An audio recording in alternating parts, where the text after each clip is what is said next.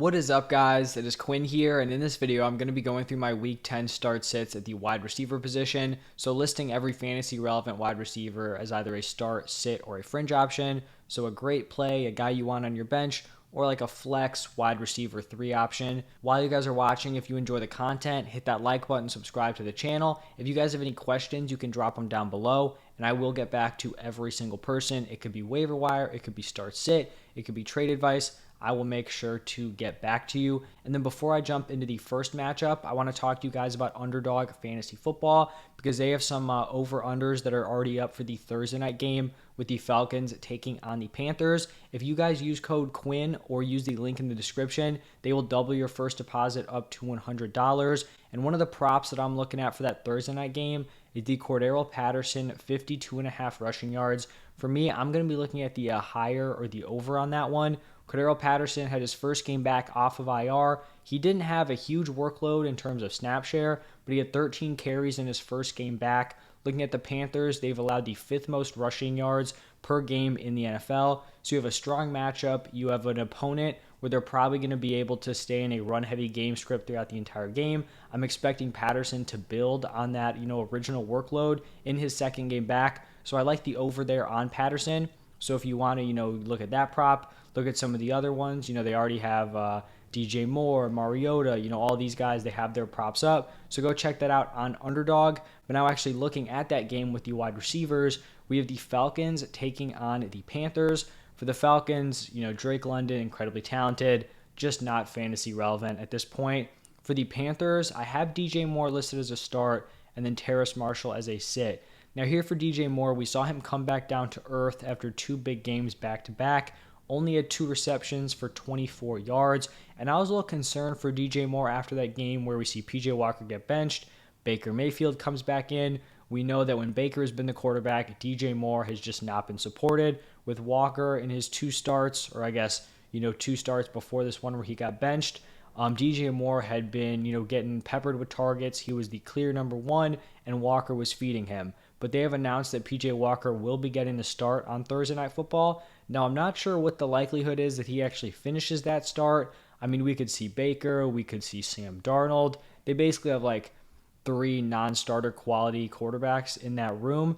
So not exactly great for DJ Moore, but the fact that Walker is getting the start, it makes me feel, a little more comfortable at playing him.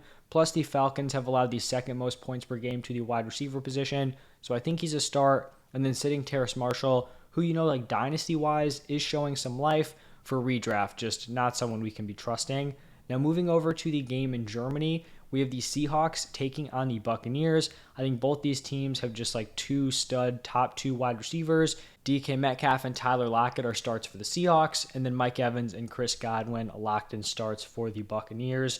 Then we have the Vikings taking on the Bills. For the Vikings, we're obviously rolling with Justin Jefferson as a start. I have Adam Thielen here as a fringe option. He hasn't been overly impressive so far this season. Not exactly an easy matchup here against the Bills. So I think he's an okay flex wide receiver 3 play, but not someone who I love to be like one of my top 2 wide receivers.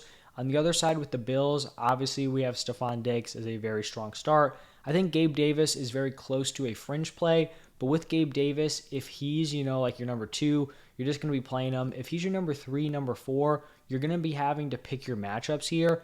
I think this is a decent matchup to play Gabe Davis.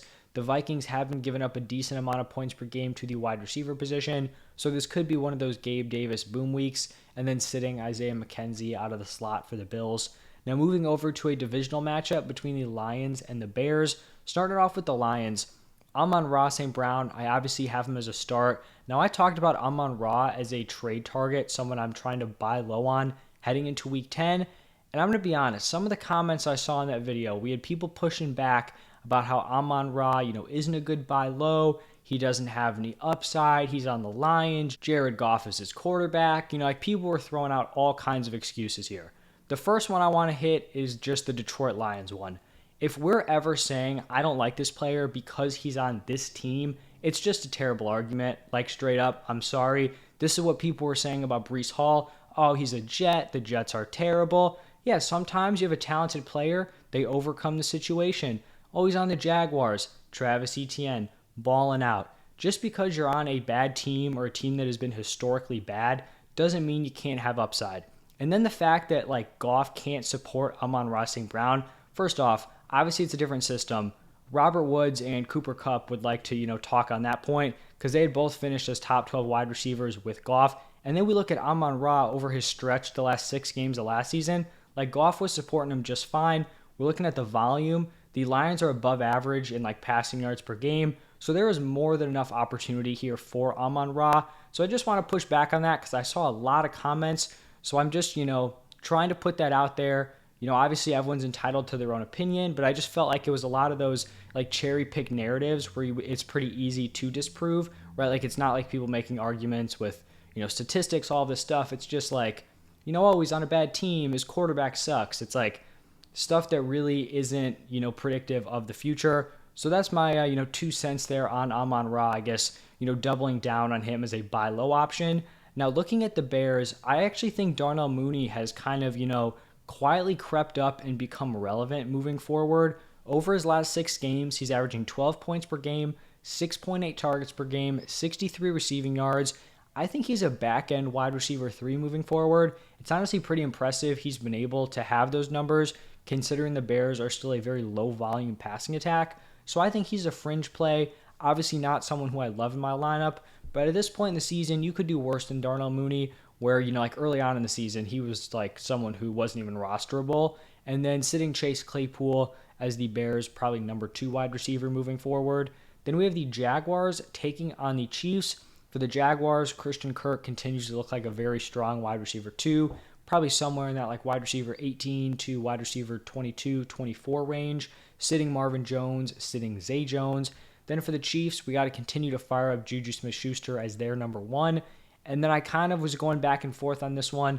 Talked about McCole Hardman as a waiver wire pickup. I was saying in that video, he's put together, I believe it's 4 back-to-back solid games. And I was saying, like maybe he won't even be a fringe option for me.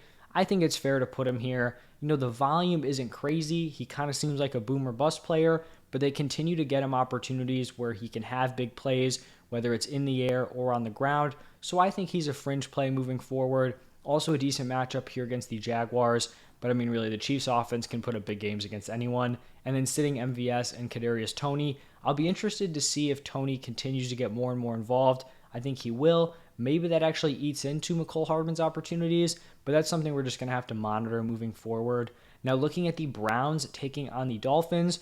For the Browns, we continue to fire up Amari Cooper as a very strong play, and then sitting Donovan Peoples-Jones. For the Dolphins, Tyreek Hill, Jalen Waddle. I mean, at this point, they're probably both locked in top 6 wide receivers weekly. Maybe that's a little high for Waddle, but they just continue to produce week after week. Then we have the Texans taking on the Giants. Honestly, a pretty ugly wide receiver matchup here. For the Texans, I guess Brandon Cooks is a fringe play. I believe he has returned to the team. He hadn't been great before, he took his break after not getting traded. So I think he's like a back-end wide receiver 3, sitting Chris Moore, sitting Nico Collins. For the Giants, it hurts to have my guy Wan'Dale Robinson as a sit. I do still believe in him rest of season, but I just don't think it'd be fair to list him as a fringe after the down game he's coming off of. Maybe, in the bye week, he was able to emerge a little bit, will be able to operate as the number 1 rest of season. I do think that's possible, but I just want to see it for a week before I, list him as a fringe or a start. Then we have the Saints taking on the Steelers, starting Chris Olave, very confident in him as a weekly wide receiver 2. And then for the Steelers, I think Deontay Johnson and George Pickens are going to benefit from the Chase Claypool trade. We kind of had this like 3-headed wide receiver room in an offense that didn't have a ton of passing volume. So I think Deontay definitely gets a bump. And then I think Pickens is probably more of a locked-in wide receiver 3. And I think, honestly, Pickens could also become just a reliable start rest of season. Now he's a fringe, but he could definitely improve on that moving forward. Then we've got the Broncos taking on the Titans. And it's always so tough to navigate this Broncos passing attack. Like we have Sutton, we have Judy. They're so inconsistent. 1 week it's Judy, the next week it's Sutton. Sutton started off hot. Judy's been better the last 2 weeks. I just ended up going with both of these players as fringe options. Like, I don't know if we're trusting these two as top 24 wide receivers. They're probably more in that like 26 to 30 range. We'll see where they actually fall in when I do my weekly rankings, but they're going to be fringe options for now. Then for the Titans, just horrific wide receiver production. I guess, Robert Woods makes the graphic, but definitely a sit. I'd like to see Treylon Burks back. Not sure, how he's doing in his progress to come back. Not that he's going to be super fantasy relevant, but it would just give him something, on offense, and he'd likely step back into a, starting role. Then we have the Colts taking on the Raiders. For the Colts, just a lot going on here with this team. I don't think we can be loving Michael Pittman. I'm still going to list him as a start. He's probably going to be a back-end wide receiver 2, maybe high-end wide receiver 3 at this point, and then sitting Pierce and Campbell. Those guys were giving you some decent production when Matt Ryan was quarterback, but with Ellinger coming in, the offensive line just being terrible, they're just not, getting it done right now at this point. For the Raiders, Devontae Adams had a huge bounce-back game. I think he was targeted like 17 times. He's obviously a high-end wide receiver 1. And then sitting Hunter Renfrow, who's been wildly disappointing, and then also sitting Mac Hollins. That leads us into the Cowboys taking on the Packers. For the Cowboys, I feel like it's pretty clear. Firing up CeeDee Lamb as a very strong start, and then sitting Michael Gallup. I do like Gallup rest of season, but in terms of like being startable this week, definitely not. And then for the Packers, I feel like this is the time where I'm going to be formally taking my L on Allen Lazard. He's someone I was not high on coming into the season. He was someone that I was not high on early on in the season. Pretty sure I talked about him as a sell high option at least once. It might have been twice, honestly, in my sell high videos. I do think he's been a little touchdown dependent, but I mean, even if he wasn't like a little touchdown dependent, his production has still been very strong, averaging 14.7 points per game, 7.3 targets per game. His consistency has been impressive, double-digit points in his last 6 games. So I think he's a locked-in strong start moving forward. We've got Romeo Doubs with a high ankle sprain. This Packers wide receiver core just can't stay healthy. And Lazard is really like the only option Rodgers has at this point, and he continues to produce for fantasy. In a divisional matchup, we have the Cardinals taking on the Rams. And obviously we're going to be firing up the 2 studs, Hopkins and Cooper Kupp.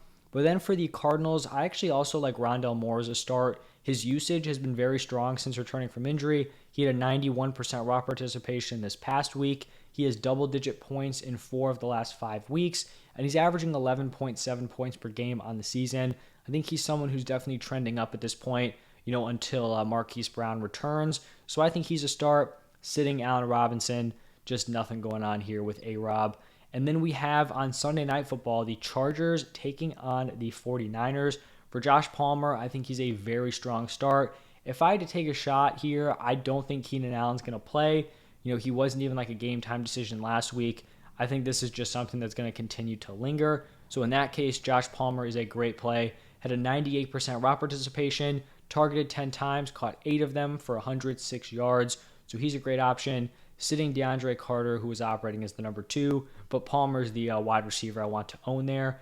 And then for the 49ers, Deebo Samuel, definitely a start. And then I think Brandon Ayuk has kind of earned the start designation here, also very impressive over the last few weeks. And then Monday Night Football, the Commanders taking on the Eagles. For the Commanders, I have Terry McLaurin as a start, Curtis Samuel as a fringe play. Now, we do actually have Curtis Samuel coming off of the bigger game, but when we're looking at that, he had the one huge long touchdown where the ref basically trucked the Vikings safety. So he's, that play away from not happening to having a very disappointing game. Obviously, it happened. The points count, but McLaurin definitely seems like the more reliable weekly option when Taylor Heineke is the quarterback. And then for the Eagles, A.J. Brown, obviously a locked-in start. And then for Devonta Smith, he's definitely, low floor week to week. He's going to have some decent games, but he also is going to give you like some 2 for 20s in there. So I think he's a fringe play. He's definitely not someone at this point where, you feel obligated to start him.